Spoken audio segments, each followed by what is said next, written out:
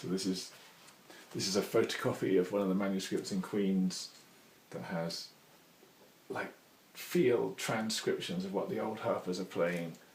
So it's really difficult to decipher, but there's lots of like live writing of the harper as they play. He's scribbling the writing along, trying to catch every detail of what's going on.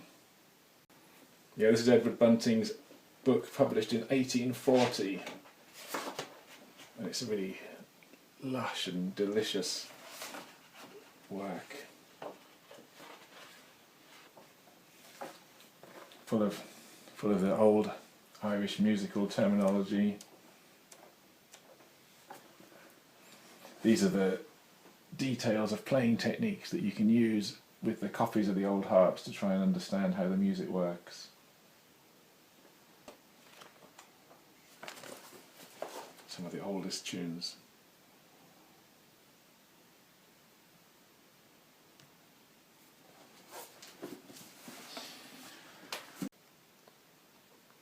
So that's Edward Bunting, who did so much to save the old harp music by writing it down.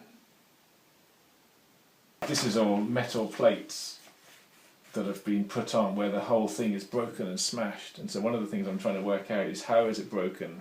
How is it smashed? You can't see from the outside because it's covered in metal plates and because it's covered in sort of glued on bandaging.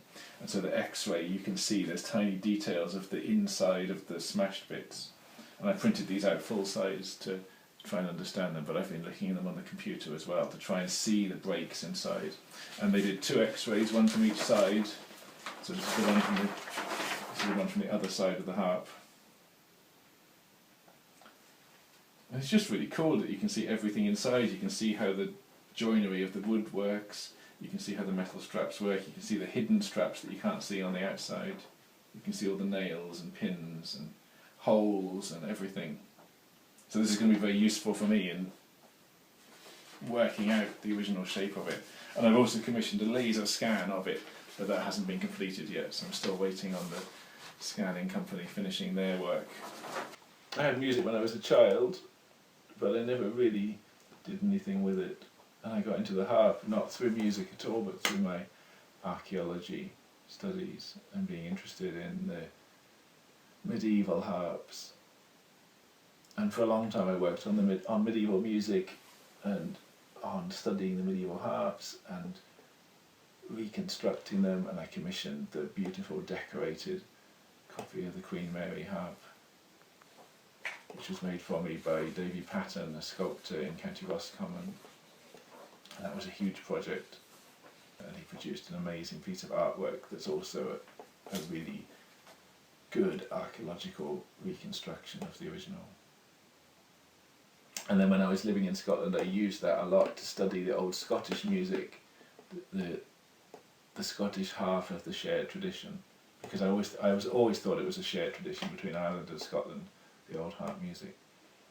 So I worked on the Scottish side of things using the replica Queen Mary harp, and I looked at the Perthshire traditions connected with the family who owned the original. I looked at the music of the Lords of the Isles, which is probably where it was originally made.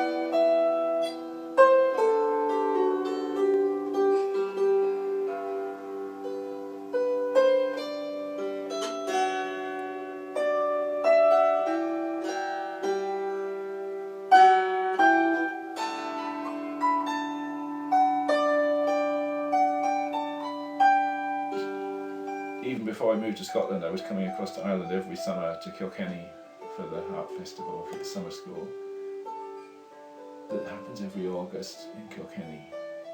And right from the beginning I was going there, and I soon got involved with organising and presenting things at it. And then all the time that I lived in Scotland, every August I'd be back over in Kilkenny. There's different aspects of it. So you go for a week and people come from all over the world to stay in Kilkenny for the week and to do an intense study. Everybody has access to the old copies of the old harps, so you can study the music with the replica instruments, trying to understand the old style and technique of the old harpers from 200 or more years ago. And then there would also be concerts and workshops and more scholarly talks on aspects of research. And there would always be a field trip to Dublin where we go to the museums and look at the original harps in the museums. I don't know what proportion of people are outside of Ireland, at least half I would think, come from abroad to it each year. But it is the main thing for studying the old harp traditions, I think, and that's motivated me to keep working at it and keep going to it. So that always gave me a tie to Ireland, and I enjoyed living in Scotland and travelling to Kilkenny to work on the summer festival because it gave me a foot in both camps, if you like. And it always reinforced my sense of the Scottish Gaelic harp traditions and the old Irish harp traditions are just two sides of the same shared tradition. Well, Armagh is an interesting city because it doesn't have a university. Like St Andrews, where I used to live, was very much a university city. And Armagh doesn't have that, but it still has traditions of scholarship. The observatory and the old library, well, there are lots of libraries. There are connections between the old harp tradition and the city. So Edward Bunting was born here in Armagh, and he moved away when he was young and had his music training elsewhere, but it's kind of nice to think that this is where he was born and grew up. And one of the old harpers, Patrick Quinn, is said to have been born in Armagh in the 1740s as well. And so I've always been interested in the connection between the landscapes and the places and people's musical response to them. When I was first visiting Northern Ireland a few years ago, one of the first places I went up to McGilligan to see where Dennis Hampsey was born and where he died, which is right up on the north coast. And then you get a sense of who he was and where he was coming from and how that fits with his music. So my current project is a harp organology research project. I'm commissioning a new harp because for the last few years I've been working so much on the Irish music that Edward Bunting collected at the end of the 18th century, and so I really want to have a good quality archaeological copy of one of those 18th century harps of the kind that the harpers were playing that Bunting listened to. And I have a simplified student copy here. It's the big dark harp that I've got, and so I'm commissioning a detailed, accurate archaeological copy of that from a historical instrument maker. And so as part of that I wanted to do as much research as I could on the original instrument, which is kept in Collins Barracks in Dublin. And so I went down to the museum and I've taken lots of photographs. I've studied the harp in the museum very closely. I commissioned a laser scan of it, which is a very high-tech way of getting an exact, accurate, dimensioned 3D model on the computer so that you can take cross-sections and measure every bit of the harp. And that hasn't been completed yet. I'm still waiting on that.